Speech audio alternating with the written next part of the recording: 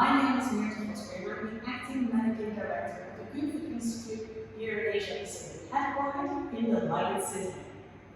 The reason that Givaudan has such a strong foothold in Singapore is because forward-thinking cities like this and others in East and Southeast Asia are leading the world of food tech innovation, driving down the international production costs and changing the way we eat around the globe. Today, I'm speaking to you from the Protein Innovation Center. We'll surely go in so I can show you how cool this actually is. This is the first of its kind pilot facility in Singapore dedicated and targeted towards accelerating plant-based foods. It's a symbol of the seismic shifts that we're seeing here on the most populous continent in the world. So let's get it. Shirley is going to open the door for me because I can't. And here we go. I have a all-star panel lined up for you. It's filled with representatives from the most exciting startups, corporates, investors, and government agencies. But before we dive in, let's have a look at some of the historic changes that have recently taken place in Asia's bustling innovation hubs.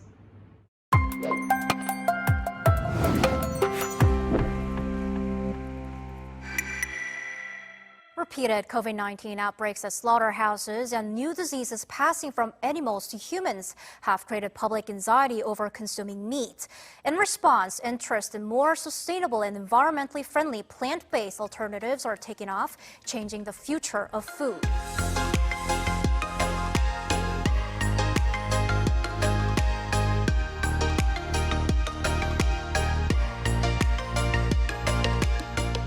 Asia-Pacific is the fastest growing region in the world for alternative protein. In rising power centers like China and Thailand, surveys have shown that if cost and taste are equal, a majority of consumers now want their meat to come from plants instead of conventional animal farms. This preference has been projected to fuel a 200% surge in local demand for plant-based meat by 2025. Sensing an opportunity to capture the market and compete with Western brands that have traditionally led on food technology, homegrown startups in Asian innovation hubs like Singapore, Hong Kong, Seoul, and Shanghai are now rolling out delicious and innovative products that cater to both local and global audiences. Forward-thinking international brands are also pivoting to a more Asia-centered strategy that allows them to tap into the region's rich agricultural landscapes, expansive infrastructure and manufacturing power, and unparalleled market size. In just the past year, some of the world's largest food companies, from Thai Union to Nestle and Tyson, have rolled out new plant-based meats targeted at Asian markets, and many others have established R&D centers to set the stage for future regional expansion. Seeing the writing on the wall, major international food chains from McDonald's and Burger King to KFC and 7-Eleven are now racing to test out high-quality plant-based products, though most have not yet committed to making the menu items permanent. Not to be outdone, local Asian chains are also beginning to seek out a competitive edge and setting new global precedents in the process. Asia's embrace of alternative proteins extends far beyond just plant-based foods. In December 2020, following years of dialogue with GFI's global science and policy experts, Singapore became the first nation on Earth to grant regulatory approval for the commercial sale of a cultivated meat product, which is grown directly from animal cells. For the first time in human history, consumers can walk into a restaurant or place a delivery order on their phone and eat a real chicken dinner that didn't harm a single bird. This historic development followed extensive local R&D and taste testing, which has now set the stage for cultivated fish, shrimp, and other products to follow a similar approval process in the coming months and years. But despite all of this progress, industry-wide bottlenecks abound, and production of resource-intensive conventional meat and other animal products has continued to escalate. The path ahead for alternative proteins is anything but assured. If per capita, these animal protein consumption in China rise to Western level, it's very hard to imagine, but there won't be that much supply anyway. and is not environmentally sustainable. Startups have only just recently begun to scale up their operations, which is an essential step towards lowering costs and making sustainable products more accessible to mainstream consumers. As companies expand their production capacity, costs are starting to creep downwards in select markets. But for now, alternative proteins remain significantly more expensive than conventional meat, which disincentivizes their purchase. Suppliers have only just recently begun to explore the bounty of raw materials grown in Asia that could potentially have alternative protein applications. Tapping into local ingredients and agricultural expertise can help diversify consumer choice and drive up the economic rewards for regional producers. But to date, most plant-based meats continue to be derived from a handful of well-established ingredients. Asian innovation hubs play a critical role in researching how local ingredients could be further developed. A lack of alternative protein manufacturing and commercialization infrastructure also threatens to stymie growth potential. To address this concern, some startups and companies have begun forming strategic partnerships with major Asia-based legacy brands to facilitate scaling up, which allows them to leverage the decades of institutional knowledge that multinational companies have at their disposal. But this bridge building is still at a very nascent stage. At the same time, the alternative protein sector's rapid rise has exposed a shortage in top-tier scientific talent. To train the next generation of food scientists, the Good Food Institute recently helped launch the first alternative proteins university course in Asia Pacific. But keeping pace with surging demand for sustainable protein in Asia means not only training new graduates, but also recruiting talent from adjacent fields like genetics, bioengineering, and bioinformatics, many of whom have never previously considered working in the food space. Perhaps most importantly, all of these steps, from R&D to regulatory approvals, require an active role from local and national governments, many of which have not yet made alternative proteins a priority. Without substantial public investment, alternative proteins cannot reach their full potential. These are solvable problems, but doing so will require all hands on deck. Technological advances and Asian innovation hubs have brought humanity to the threshold of a new food production era, which has the potential to dramatically reduce the climate and public health risks associated with conventional animal agriculture. But neither the public nor private sector can do it alone. It'll require a united commitment to fundamentally changing the way we feed a growing population. Whether our food system can pivot to more sustainable methods in time to actually mitigate the pressures of skyrocketing protein demand, climate disruption, and threats of viral outbreaks will hinge on how quickly Asian innovation hubs can resolve these issues and deliver sustainable replacements for conventional meat, dairy, and eggs that taste as good or better and cost the same or less. The clock is ticking.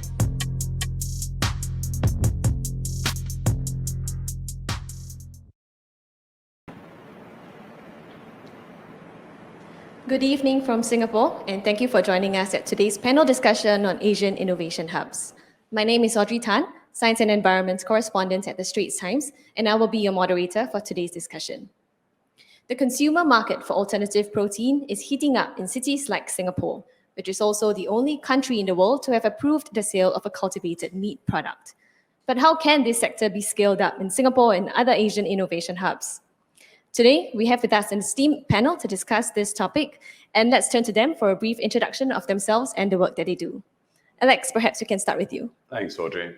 My name's Alex Ward. I'm the Chief Operating Officer for Nextgen Foods, headquartered here in Singapore and responsible for helping take our first brand, which is TiNDLE, chicken made from plants, to take that brand global. Monila? Hi, my name is Monila Kothari, and I am the president of the Taste and Wellbeing division for Givaudan for Asia Pacific, based here in Singapore. You are today at the Givaudan Buehler Protein Innovation Center. So welcome to all of you today to our center. Hi, my name is Elaine Cheung. I am an operating partner at Temasek's Enterprise Development Group. I am a CFO for the past 20 years in Asia across multiple industries. And I say that I'm in my dream job to use Temasek's catalytic capital in order to address the global food challenges.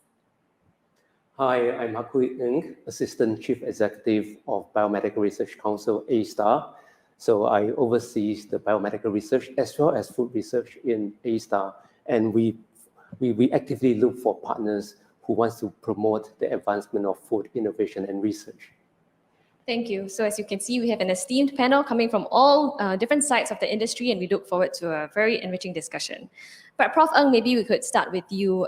Could you just give us an overview about Asia's role in the global alternative protein sector, and what are the strengths you see in cities like Singapore, Shanghai, Tokyo, in terms of, what strengths do you see in these cities in putting us on the world map? There's a big question, right? So maybe let me frame the future. In 2050, the population worldwide will increase to at least 9.6 billion. And many of these people will be living in urban cities, right? So, and that presents a tremendous challenge for very complex cities like Singapore, and many of these cities reside in Asia. So what can we do right now to really tackle some of these big challenges? And we know that more and more people are looking for sustainable food sources, alternative food. So this is where Singapore can really play a big role in promoting innovation in this space. So for Singapore, we are aiming to be one of the major food innovation centers in Asia.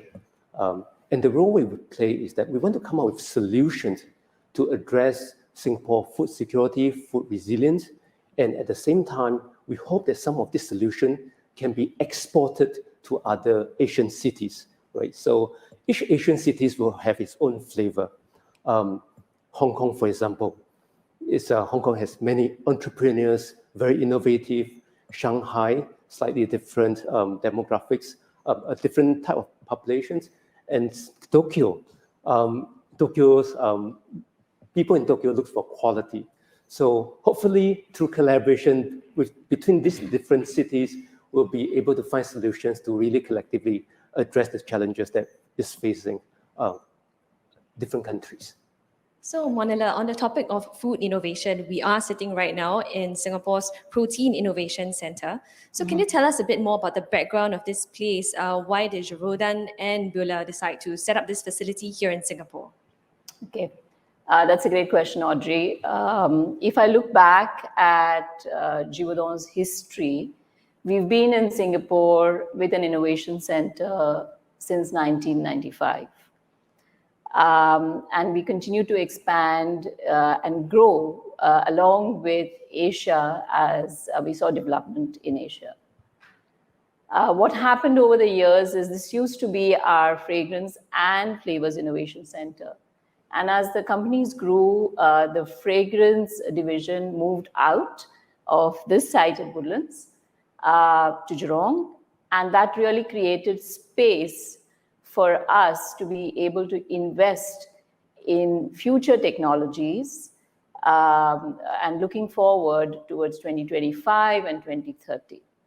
So as we looked at that, clearly protein and the future of plant protein and the opportunity around sustainability has been an important part in, from a strategic perspective, we see that we have an important part there for enabling that. So, you know, when you look at a center like this, some of the key considerations that you have is, are you going to have the opportunity to work with partners? We saw that there were lots of startups enabled by the government and various other institutions here. Are you going to have availability of talent that you can work with? And we saw all of these pieces starting to fall in place, which is when we decided that we wanted to invest. And as we thought about investing, our thinking was also that as a leader in the industry, we have a responsibility to build infrastructure. Because when you start in an area, which is a newly developing area, there are big challenges around that, and we wanted to play a part there, but not go into it alone, but with a strong partner like Bueller, who is also investing. So when you work from an ingredient side and along with an equipment partner, then you make that 1 + 1 = 3. And that's how we made the decision around investing in Singapore for the Protein Innovation Center. Yeah, that's really interesting. I mean, your point about how there's a lot more startups and more companies here looking into this alternative protein sector, I have definitely seen that in my reporting as well. But Right. maybe now I'll turn to Alex. Tell us a bit more about your supply chain. I understand that you're actually outsourcing parts of this to Europe. So maybe you can also chime in on what are the challenges that companies like yours face in scaling up in APAC. No, sure, great. No, thanks for the question.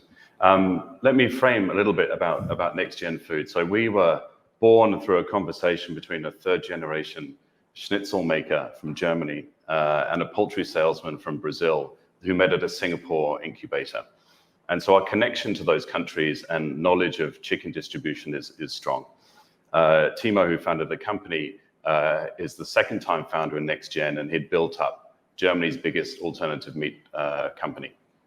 So there's a strong legacy manufacturing relationship in Europe, which is where we started because the relationships were there, the knowledge of how to work with that manufacturing partner was there, and which is why we're starting off with that. But as we come to Asia and we look to scale here in the big markets across the region, then we need to have our global R&D center built here so that we can explore new proteins and new products and really champion that supply chain from here. And our business model is very asset light. We're not investing in factories ourselves, and we're actively exploring ways to expand our co-manufacturing network across the world. And we'll be looking at the major markets, all of the major markets, to have a manufacturing footprint in the future. On that note, Elaine, let's come to you to talk about infrastructure. Temasek has been investing into alternative protein sector for quite a bit now. So maybe tell us a bit more about that. In order to achieve the goal of Asian innovation hubs becoming potential meat exporters, how important is it for there to be infrastructure right here? I guess in any business strategy, the size of the prize is one of the key pillars you have to assess. So this week we published the 2021 Asia Food Challenge Report, a research collaboration between Temasek, PwC, and Rabobank. And it states that by 2030, 2/3 of the middle income households are here in Asia. And in order to service this growing, increasingly sophisticated and affluent Asian consumer, we will need to invest $750 billion in addition to what we have already, not just us, but the industry have invested. And so in addition to what's already invested, that brings the total to $1.5 trillion of investments.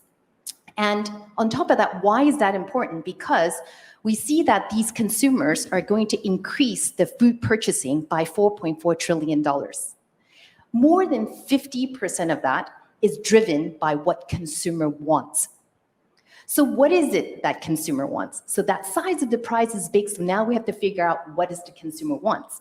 So the report states that the consumers is looking for more nutritious food through fresher ingredients.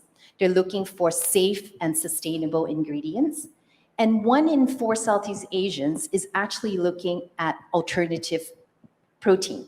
They are consuming less meat and looking for these alternatives. And lastly, is looking at the convenience to access. So if this is what the Asian customers want, and we all know, as you said, Asia is really big. I mean, even with rice, there's so many different types of rice. So, and nutrition is defined differently between Japan, China, and even Indonesia. So when we kind of look at Singapore being this melting pot, it really can allow us to harness the power of diversity in order to stimulate innovation. So what does Temasek play in that role? Temasek is a catalytic capital. So one of the examples of where we invest is a food tech innovation center together with ASTAR. Very similar to understanding the problem statement that food tech seems to have to line up for a long time in order to get into a test kitchen to test their products. So we're investing in the Food Tech Innovation Center that can provide high moisture extrusion, precision fermentation. We put in our capital in order to drive the innovation. But on top of that is that we also use human capital by partnering with ASTARs, the leading experts, as well as multinationals, in order to work alongside food techs to achieve, to achieve the innovation. And on top of that is we're looking at, how do we actually create a career for future generations in alternative proteins. So there are education with universities, but then it's important for businesses to paint that career path, to create that career opportunity. So that is where we see that the entire ecosystem has so much opportunity in Asia. Thanks, Elaine. On that note, maybe I'll just continue asking a question, but please jump in.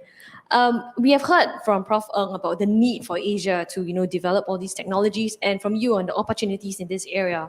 But what are the challenges to meeting this goal? Like, what do you think is a big obstacle that needs to be overcome first before we can reach that?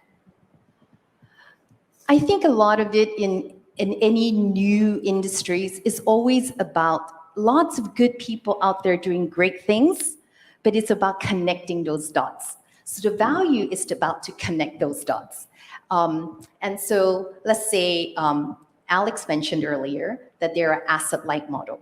And so, how can we support a food tech like TiNDLE in their asset-light objective? Is so that we can say, well, how do we remove that scale? How do we actually create capacity? So is there enough capacity here in Asia? And also, if we kind of look at the supply chain, one of the things that we know, sustainability being the core part of this alternative proteins journey, is like, well, we could have our strategic positioning of infrastructure closer to raw material or closer to market. And rather than having things go across there, but that's the strategic positioning of that can allow us to remove the barrier and achieve the sustainability. And then lastly, I always say that, you also need to make sure that you address the people. So Paul Polman, the former CEO of Unilever, loved to say that you can sell, a rich person only need one comb. So if he wants to sell more combs, he actually have to lift the living standards of more multiple stakeholders in order to afford to buy that comb. So in Asia, being a lot of the population growth being in this part of the world, and that in the developing countries, if we can create a value chain with multiple stakeholders in mind, that can lift up for them to become our future affluent consumers. Mm-hmm. Thanks, Elaine. Monila, I was hoping you could pick up on what Elaine said about asset light and infrastructure. Since we are sitting right here in front of an extruder, maybe you can tell us a bit more about how this model works and how it would benefit smaller scale producers of alternative proteins. So jumping off from what Elaine was mentioning earlier, ultimately in order to bring products to market, there's a whole value chain beginning from the raw materials itself. So being able to work with possibly raw materials that can be sourced in Asia for Asia, they need not be the same raw materials that would need to be sourced for formats that are very Western. So when we talk about Asia, Asian consumers also consume very different food. You wouldn't find Asians eating a burger every day. But if you talked about a dumpling, maybe I wouldn't mind having a dumpling every alternate day. So being able to create product formats that are relevant for the Asian consumer, starting with the raw materials, and to your point again, having manufacturing facilities which are closer to where consumers will actually manufacture. Because here we are trying to build something that is sustainable. But if you start shipping it all over the world, this whole sustainability goes out of the window, right? And especially since you would have to most probably ship everything refrigerated. So there it goes even more out of the door too. So being able to build some of those manufacturing facilities closer to where the consumers are, but development can happen in centers like Singapore, where you have availability of talent, where you have a larger number of these people, where you have facilities to be able to do that, and then making all of that happen. Now, in all of this, Elaine alluded to funding. I think today there is a lot of funding available in the area of plant protein, especially, but you also need accelerators. You need people who understand how to take something that's a startup into a larger scale and working with these. And I think this is where Singapore comes into play in a way, having all of this infrastructure and helping to take them from a development lab to a pilot scale to a factory, which may be in Indonesia, maybe in Australia, maybe in China, where the larger number of consumers are based. So for this facility here, any smaller firms that are looking to develop alternative proteins can actually rent this equipment without having to buy them on your own. Is that right? Absolutely. So we work with both startups as well as you see some of our larger customers, whether they are larger locals or larger globals. Most of them have their development centers in Singapore.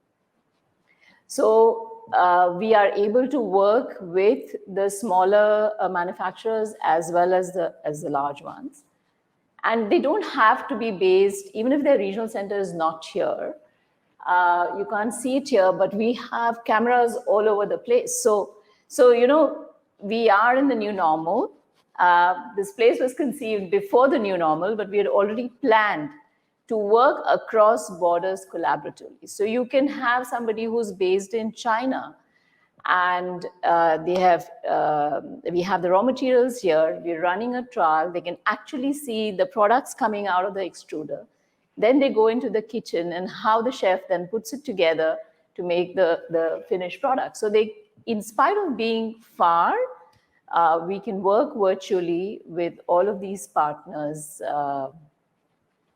So making products for Asia in Asia. Absolutely. Alex, would you want to chime in here from your perspective as, startup looking into alternative proteins? Yeah, sure, absolutely. Making food in Asia for Asia is a topic very close to my heart. And there are many different aspects to it. Part of it is what you use as a starting point, starting raw material. In the case of TiNDLE, it's chicken made from plants. Today it's soy. Why soy? Because we feel as though it has the best texturization properties, it has the fewest off notes, it brings the best flavor, and gives chefs a lot of versatility when it's put into a chicken product. But it won't always be soy. There will be other grains, and centers like this, you can do all over there, mixing of different grains, seeing what impact that has when you put it through an extruder. Does it change the texture? Does it mimic meat in a better way? And that's important. From a business point of view, we are grain agnostic, I would say. Today it's soy, but in the future it could easily be something else. So that's how you get some sort of personalization, customization in place. And then another way to make it really relevant for Asian consumers is to work with chefs who know how to use these products, who can be creative and put their own flair and their own character into dishes, and tailor make those for Asian consumers. That's the approach we're taking, and it helps us build the brand as something when people's first impression is delicious, then that's fantastic. And I think the third part, when you get into centers like this, you can take what comes out of an extruder and work in the kitchen to add value to the product even more, maybe to coat it or cover it with something that adds different layers of flavor or seasoning or batters or coatings. And there you can really customize for specific end customers, or you can customize for specific countries. So all of these different ways that we can customize and personalize for Asia. And this is an exciting challenge, I think, as we move forward. Okay. And I think building on that, when we look at the raw material, Asia has the largest biodiversity. So I think that's not many people that would take durian husk and make it into a bandage. So how do we ensure that we tap the biodiversity for those raw materials to fuel the next gen product? Yeah. And also the other part is that after, all the wonderful things that happens in the kitchen, we also want to partner with people to kind of say, how do you actually know the consumer insights, what is go-to-market strategy, how to build a quality distribution network. So that's where, Temasek want to put the human capital together in there to say, how do we help the food tech have similar challenges solve that problem? That's interesting, Elaine. Actually, Prof. Ng, I was hoping you could elaborate a bit more on that. Now that we have moved on a bit to consumer preferences, one thing that I've heard from consumers in the course of my reporting is that they're concerned about the nutritional value of all these alternative proteins and how that will compare with your traditional kinds of meat products. So, Prof. Ng, I know ASTAR is doing a lot of research into this area. Maybe you can share with us about the latest science. Right, certainly. I think the science for food is very exciting. In ASTAR, I can spend the whole day talking about research in ASTAR and our partnership with the various performers, but I'm just going to highlight a few key projects in alternative proteins. So with our colleagues from NUS, SIT, and other ecosystem players, we have set up a center for cultured meat, right? As you know, we can now culture meat in bioreactors, but that is not the end point. The end point is that we want to make it cheaper. We want to make it more sustainable. We want to make it more energy efficient. So we have a big programs driving towards that. For example, can we create a media that is serum-free, so it's completely, assembled from individual components. So that is our work for culture meat. The second key effort is driven by our new institute, SIFB, right? SIFB looks at the raw materials. We have research to discover new flavors, new ingredients, new proteins. As mentioned earlier, in ASTAR, we have a natural product library, which is a gold mine for us to look for new source of proteins, right? We have programs on that, but that's not the end point as well. We need to make sure that the process is efficient. As you can see over here, behind us is a high moisture extruder facilities. So there's a lot of research that needs to go in to make the food more efficient in energy, in taste. So at the end stage, we also have research activities that look at nutrition. The food that we produce has to be nutritious. And back to the questions on the comparison between traditional meat versus novel food, as mentioned by Alex, I don't think we are necessarily replicating what traditional meat is going to be, right? We are creating the next generation food. We are assembling the different pieces together. We can put in the proteins, we can layer on it flavors, nutritional components, and I think that is the future. It's exactly what Alex was mentioning. The future is to create the next generation food. So Sorry, I was just going to say, it still has to be familiar. We talk about sustainability and cost and nutrition, but if things don't taste familiar, people won't enjoy eating them. So I think familiarity is key, and taste is absolutely king. And having that impression of flavor and taste and cookability and aroma is critical. I agree completely, and also how it looks, right? Sure. Yeah. At the same time, isn't it also a challenge to be able to deliver the amino acid profile that meat protein delivers via the plant protein route? Yes, exactly. I think we need to look for new sources of amino acids, for example, right? And different plant-based sources will have different amino acid profile. So we have to mix and match to deliver that most nutritional food that tastes the best. And then from the business side, we keep telling the scientists, let's design with the end consumer in mind. Exactly. So that partnership is exactly why we feel in Singapore, the ecosystem is so strong that there's so many opportunities for that partnership. It's very interesting you say that, Elaine, because we call ourselves a B2B2C company. because we work very closely with our customers and do a lot of consumer insight work ourselves. In fact, right in this building, there's a whole sensory testing facility.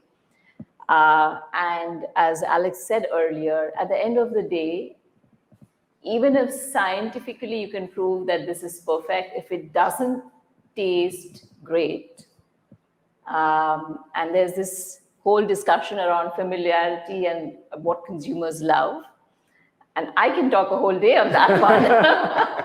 Me too. Consumers will not come back and repeat purchase. So I think people will try for the first time because it's new, but to get consumers to make it a habit and make it a part of their diet, it also needs to be something that tastes great and they can go back to again and again. Actually, on that note, Monila and Alex, perhaps you can chime in. You know, here in Asia, vegetarian food is not a completely new concept. In fact, if you go to the hawker centers here in Singapore, you can easily buy cheap vegetarian food. So how would you set, alternative novel proteins apart from all these things that people here are familiar with, that is cheap, whereas novel proteins could be more expensive and less familiar? So how is the industry trying to meet that gap? Okay, maybe Alex, you can go first. Sure. First, the typical vegetarian mock meats were made to deliver food to a religious group that didn't want to eat meat. They're not super nutritious. They're a little bit rubbery, and technology has improved significantly since then. And now I think a lot of the alternative meat products are not being designed just for vegans and vegetarians. They're being designed for everybody, for meat eaters too. And sometimes, you want to go to a restaurant and have something which is better for the planet, more sustainable, more nutritious, low in cholesterol, non-GMO, or whatever your trigger is. And you want to be able to make a choice that is still familiar and tastes amazing, that you can get in a variety of different dishes. I mean, for us, so you want to get an alternative chicken product into a home. The average household has between 10 and 12 meals in their repertoire on average, right? So breaking into that is super difficult. So you've got to give people something which is versatile as well, and tastes familiar and tastes great. So I think it's really on the cusp of changing this whole dynamic. Obviously, price is critical, and with scale, the price will come down. It's not too far away now. So what is Nextgen's approach to getting your alternative chicken into homes now? Great question. We're leading with chefs. We have very much a gastronomy first approach. We're putting a lot of effort into building out a brand, and we want chefs to use that. We want to see it on the menus. We want consumers ideally to go in and have the most amazing taste experience in their favorite dish, but in a more nutritious, sustainable, healthy way, because it's got TiNDLE chicken instead of animal chicken inside. So this is where we're leading. And once that brand sort of halo is there, we can easily move into the retail environment, and we believe that that's the right approach. Monila, I mean, coming from Givaudan, you were telling us earlier that you have a suite of staff here who have really honed palates. So maybe you can tell us a bit more about that. Okay, so as I said earlier, at the end of the day, if something doesn't taste great, you wouldn't want to go back and have it again. The people who create this wonderful taste sensation are called flavorists, and they go through a very difficult selection process. They're all technologists followed by a 3-year training program. And after that, maybe from the 4th year of experience, they start really delivering. And the objective sometimes is, I want something that tastes exactly like this traditional food that I have eaten. But very often we challenge them to say, okay, what is it in this traditional food that consumers like? So there may be some nuance in there that consumers are very familiar with. And the minute you introduce that nuance in there and then layer on other things, the likability of consumers increases dramatically. So definitely the flavors play a big role in creating the taste. But in addition to that, when it comes to plant protein, there's another area that we're doing a lot of work in. And if we look at protein, animal protein is where there's muscle and there's fat interwoven between the muscle. And that fat is tasty, right? All of us know that, when we eat something that's fatty, it delivers this additional taste. Now, the difficulty with plant protein is it's all from protein sources. And then where is the fat? Where is the structure that you see in animal protein? So Givaudan has developed patented technology where we are able to encapsulate flavor within fat. And that can go into that plant protein base, such that when it's cooked, quite a bit of that is retained, but at the same time versus other technologies or traditional fat that's incorporated, you're able to reduce the amount of fat in that plant protein product by over 40%. Now, this is where technology will continue to evolve, I believe, that we've started with the first generation of plant protein products. But we will have to continue to see how do we make complete amino acid profiles, getting them as close as possible to a particular animal protein. How do we make them even more healthier by reducing the amount of fat we put into these products as we deliver them? Because people come and ask you, so is this healthier? Is this less calories? People tend to ask these questions around plant protein. And I think that is where science has its challenges for the future, for us to continue to work around these, to make them even more complete and even more healthy. On that note, Monila, thanks for the summary of the science behind plant protein. But Prof. Ng, I was hoping you could also explain a bit more about the research going into cultivated meat. I know now the cultivated meat is mainly, they make minced meat, right? But is there research going into making entire cuts of meat, like pork shoulder or pork loin? So definitely, I think this is a very active area of research. For cultivated meat, making the cells, growing the cells is just one step, right? How do you combine the cells with the other ingredients? I think this is where very exciting areas of research like 3D printing will come in, right? Can you print, alternative meat with the texture that looks like the real meat, right? So this is I'm pretty sure you read somewhere if in the world people are doing that. We have research in that. Not only that, we have to leverage technology like extrusions, right? How do we incorporate other ingredients? How do we create a texture, right? So a texture will not come from the cell themselves. It will have to come from the process. How do you engineer new process? And are we able to not only have pure proteins? How do we incorporate, for example, lipids? How do we incorporate some carbohydrates? As what you heard, right? We want the eventual alternative meat to have the ideal nutritional profiles. So this is what we are working towards. Okay, that's really interesting. I was hoping now we can pivot to something that I guess a lot of consumers have top of mind, which is cost.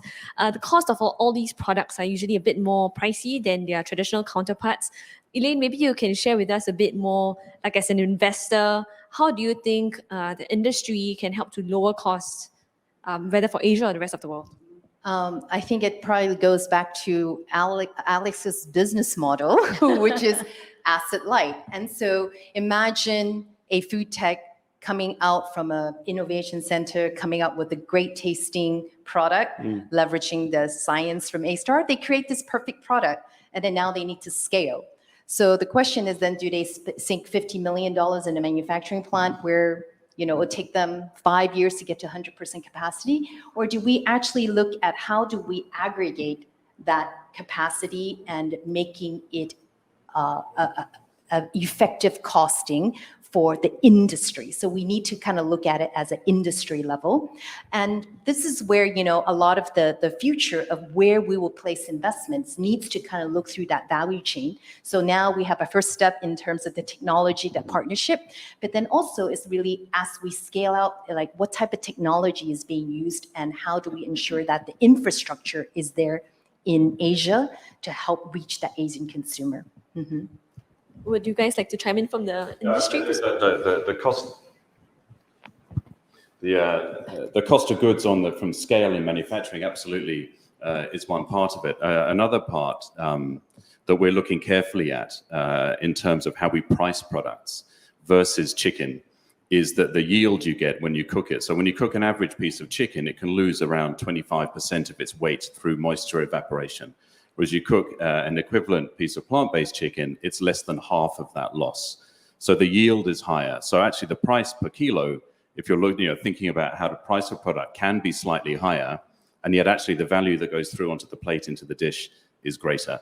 So that's something that we've commissioned third parties to do this for us, and we're confident that even with the price per kilo slightly higher than say a cheap chicken, it positions us more, say, like a mass premium level versus chicken, and that will only come down as the cost of goods gets even lower. Okay. Just to close us out, I'm aware of our time is running out. For the viewers who are watching us from outside of Asia, I was hoping all of you can just share one aspect of the alternative protein sector in Asia that is currently lacking and that needs international cooperation. Maybe Alex, we'll start with you again. I think in Asia, meat consumption is growing significantly. And as GDPs grow, disposable incomes grow, people are eating more and more meat. But what we don't need is more cheap imported meat from the West. People are emulating Western consumption habits, especially beef. We don't need more cheap meat coming in. We need investment in supply chain and infrastructure and raw materials in Asia that we can use to manufacture in this part of the world. Yeah, I think I would just add to what Alex mentioned. We are at a stage where I feel the whole plant protein piece in Asia is taking off. And we have really seen that within Givaudan. I was just reviewing where we are and how we're doing. So it's at this cusp of taking off. It is going to take some time before we build the volumes for the prices to come down. If I look at the US today, one of the large manufacturers has already again dropped their prices by over 20% because there is volume and they have started getting their scale to a level where they're able to compete with chicken. So I think we need to look at some of the larger markets within Asia-Pac, where within a market itself we can build that kind of scale and from there take things on. So the investment in some of these bigger markets is going to be critical because that's where we can build volumes. Now, as far as Asia is concerned, Elaine talked earlier about the consumers, but that is exactly the point. It's 4 billion plus consumers within this region who are constantly able to afford better and better products. So the consumers are there. As we get to the right price points, I think we can just take off. And I think that's where the size of the prize is big. And I really would encourage everybody to think about how could we place Asia not after the US and Europe, but to really put Asia at an equal priority as we expand. Because Asia is a different requirement, different customers, but people are ready. And that's that increasing affluence of consumer, it's making those choices. They're looking for alternative-based protein products. So the size of the prize is big. And on top of that is that this ecosystem here in Singapore is really here to help you navigate through Asia and beyond. Well, I will answer the questions in three directions, three dimensions. Firstly, in Asia, I think there's tremendous opportunity for us to advance regulatory science. Can the regulator collaborate together? How do the regulator consider when to approve a product or not? As everybody knows, the Singapore Food Agency really is at the forefront of approving culture chicken meat last year. I think that is a very good step, but we need the collaboration between the different regulators in Asia to really push this forward. The second point I want to highlight is the talent. I think in Asia, we have tremendous diversity. We have people with different ideas, we have people with different expertise, and we even have people with different backgrounds, some entrepreneurs, some who knows how to scale. So this is where there can be collaboration for talent. And finally, I think there can be stronger collaboration in the supply chain. Asia cannot live in isolation. It's all connected. As what was mentioned earlier, how do we connect the dots? How do we make sure that the supply chain is able to flow? I would just put forward these 3 points. Thank you. Thank you. So I guess if I could just summarize our discussion today, we can conclude that, cities like Singapore, Shanghai, we are hotbeds of innovation because, as Prof. Ng, you mentioned earlier, there is a need for cities that are so dense and only going to be denser to be concerned about food security and where our meat is coming from.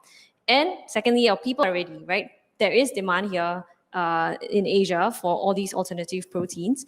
And now the trick to scaling up would be establishing regional, international collaborations to get talent for new ideas and also to tap international markets. Is that right? Absolutely. Any last words for our audiences from all over the world? Thanks for listening. Thank you. Thank you. So I'm afraid that's all the time that we have today. And thank you so much for tuning in to this panel on Asian innovation hubs and the way forward. If you have been instructed to join a closed-door networking session, please use the Zoom links provided to you in advance of the conference. Otherwise, please navigate back to the conference schedule and select Asian Innovation Hubs networking session. Thank you all.